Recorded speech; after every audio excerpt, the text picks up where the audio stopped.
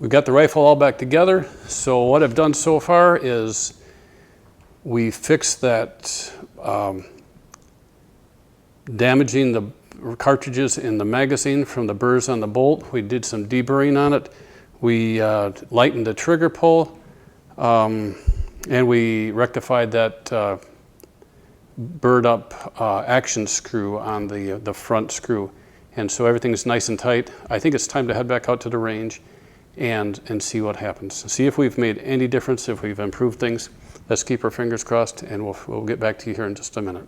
Hi, I'm John Hallis from Dauntless Endeavors. Just got back from the range at 50 yards with my Ruger American Rimfire, shooting 10-round groups with CCI Mini Mag, and I was in for a royal kick in the shorts. Shot 6 10-round groups, and the average came out 1.68 inches. My benchmark when I started this little journey of 9 10-round groups was 1.67 inches. So, and I'm sure that the groups are varying so widely that the standard deviation is high enough that there's absolutely no statistically significant difference between them. I actually started to question my own competence at the range, and so I pulled up my Ruger 10/22 and popped a few groups off with that. Again, 10-round groups. Here I shot, this one doesn't count, that was a sighter for the Ruger American Rimfire, but these here with the same ammo, average 0.99 inches. He had a couple little flyers. These, again, with the CCI Mini Mag. That Ruger is, I worked it over a good 25 years ago for competing in the Sportsman Chevy Truck Team Challenge. And today it wears only a lowly 4-power scope, but it does have a Remington 40X rimfire barrel on it, which is quite a tack driver. So I found this just to pull that out and shoot some groups, kind of revalidated that, okay, you know, I can still pull the trigger.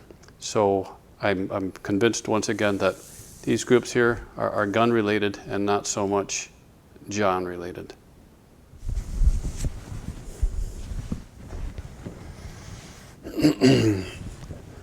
Well, the last bit of accuracy results we got from the after all the improvements we've made have been a bit frustrating. I think that we've got a variable out there that we haven't pinned down yet, who's such a huge variable that the small incremental improvements we've made so far are just don't even measure up on we're overwhelmed by a signal to noise ratio of something else that's going on.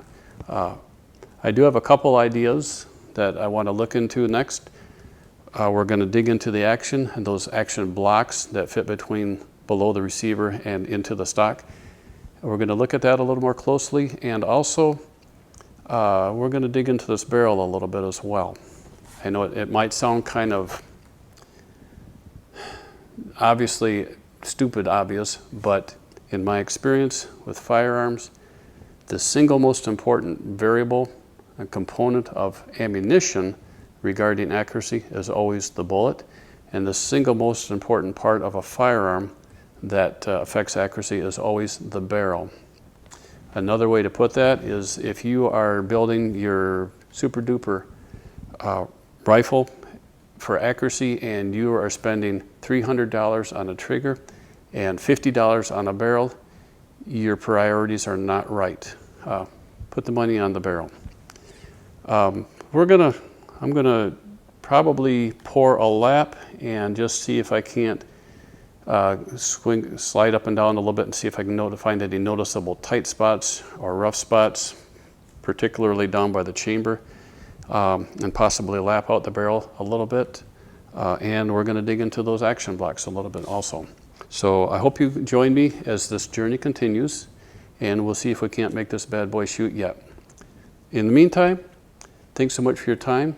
Have a great day and be safe.